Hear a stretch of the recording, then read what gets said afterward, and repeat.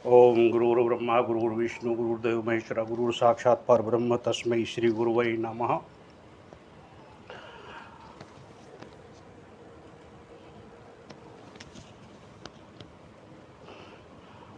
गुरुदेव, क्या मेरे जीवन में ऐसा भी सौभाग्य आना था कि देवताओं को छोड़कर मुझे आपके शिष्यों का वर्ण करना पड़ेगा।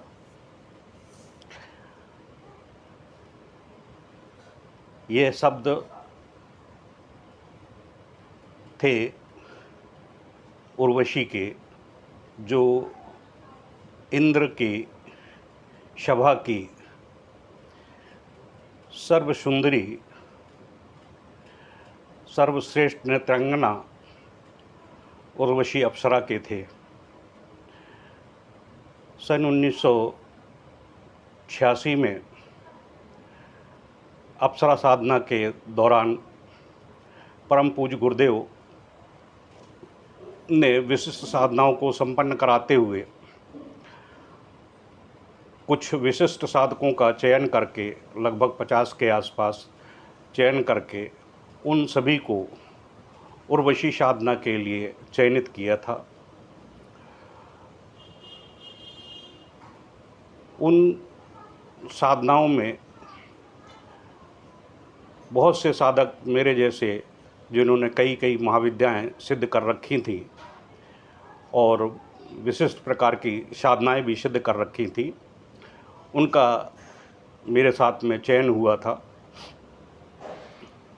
गुरुदेव ने जो मैंने पोस्ट डाली है उर्वशी सहचर्य साधना की, यही मंत्र था, इसी मंत्र की साधना थी।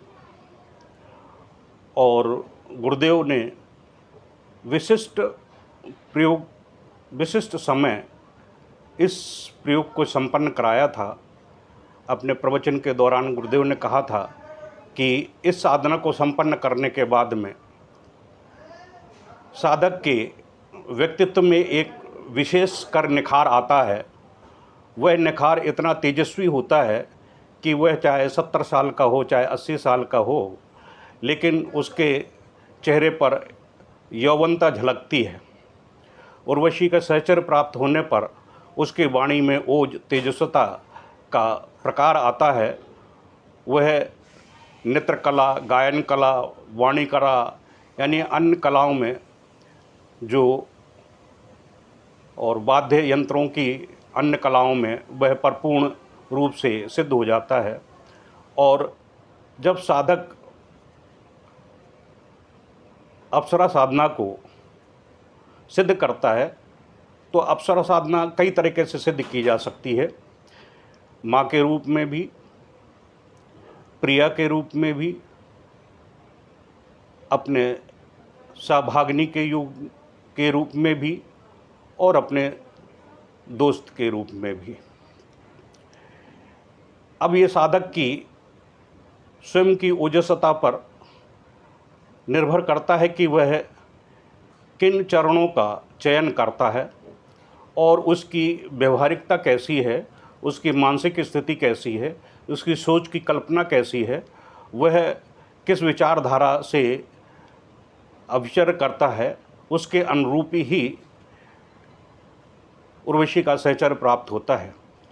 क्योंकि यह साधना जितनी हम समझते हैं कि सरल है, उतनी ही उत्कृष्ट और श्रेष्ठतम के साथ साथ में कठिन भी है। क्योंकि यह साधना जितनी सरलता के साथ में सिद्ध की जा सकती है, बस उसकी कुछ गोपनीयताएं हैं जो गुरु चरणों में बैठकर या गुरुमुख से उन गोपनीयताओं को अगर समझ लिया जाए तो यह बहुत ही कुछ क्षणों में ही साधना सिद्ध हो जाती है। हम लोगों का सौभाग्य था, हम लोगों को तो एक ही दिन का ही समय था। एक ही दिन में हमें मंत्र की एक निश्चित समय अवधि और मंत्रमाला दी गई थी कि इतना ही मंत्र जाप करना है। उसके बाद सायंकाल में गुरुदेव ने अपने प्रवचन के दौरान उर्वशी का पूर्ण रूप से पाणी ग्रहण संस्कार कराया। पाणी ग्रहण संस्कार कराने के बाद में सहचर की 11:30 बजे रात्रि में सहचर की अनुमति देने के बाद में जब प्रवचन समाप्त हुआ तो उन्होंने कहा कि जिन साधकों ने पूर्णता के साथ में या साधिकाओं ने पूर्णता के साथ में यह साधना को उद्रस्त किया है, उन्हें आज निश्चित रूप से उर्वशी का सहचर्य प्राप्त होगा, और सहचर्य प्राप्त हुआ, यह प्रामाणिकता है। अब सहचर्य का मतलब गलत तरीके से मत लगाएं। सहचर्य का मतलब होता है कि आपस में बैठकर बातचीत करना, उनसे आचार विचार विमर्श करना और अपने साथी के रूप में उसका एक चयन करना, यह एक सहचर्य की व्यवस्था होती है। तो उर्वशी साधना में सहचर्य के बाद में मेरे जीवन में काफ़ी बदलाव आया। मैंने देखा कि आपने देखा होगा कि मेरी नृत्य कला भी गुरुदेव के यहाँ पर जब भजन वगैरह कीर्तन वगैरह होते थे तो मेरी नृत्य कला भी काफ़ी निकल आई थी, और मेरे वाणी से जो गीत वगैरह थे वो भी बहुत अच्छी तरह से आना शुरू हो गए थे।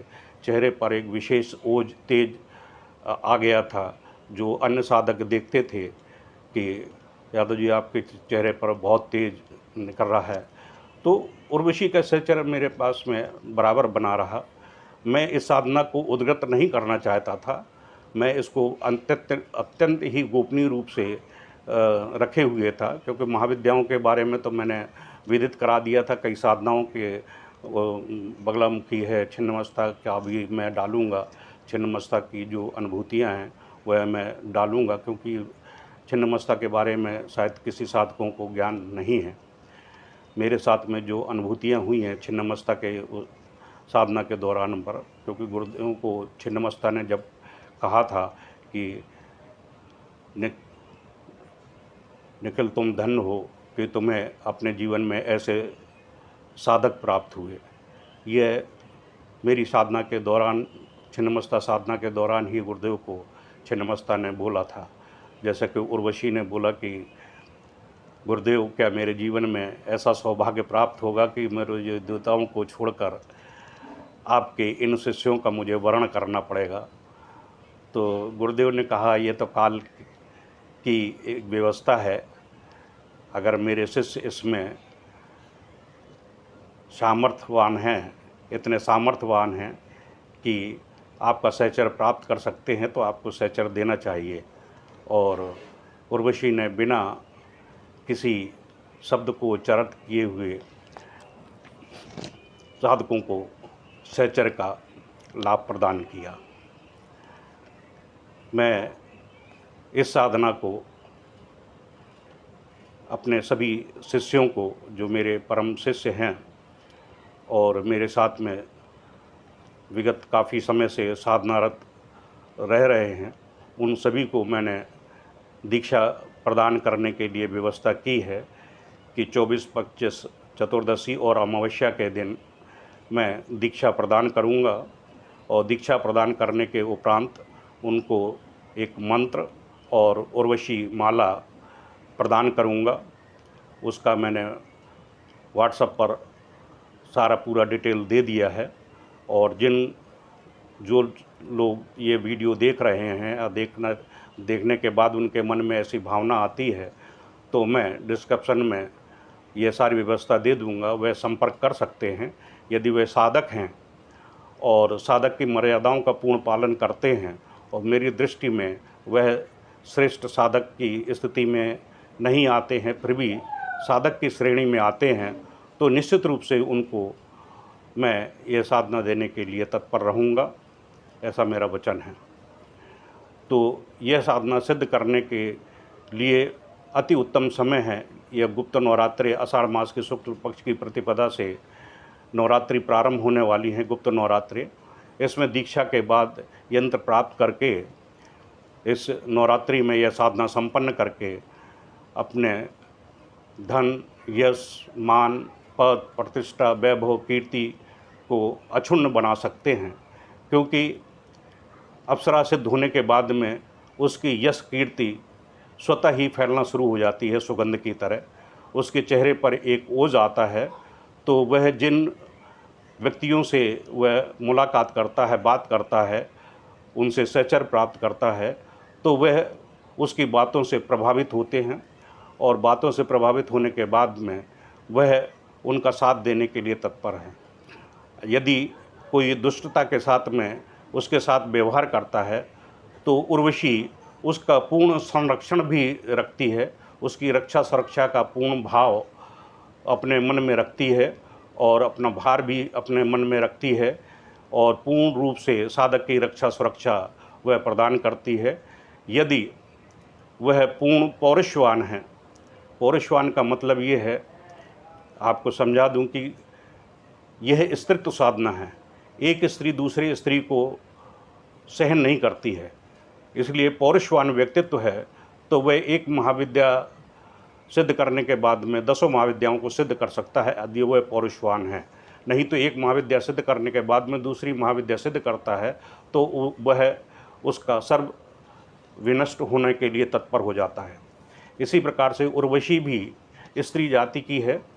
अगर पौरुषवान है तो वह पूर्णतः एडजस्ट कर लेती है उनकी साधनाओं को और पूर्ण रक्षा सुरक्षा देने के लिए वह वचनबद्ध हो जाती है और सहचर्य भी प्रदान करती है और वह चिर यौवनता को प्राप्त करता है।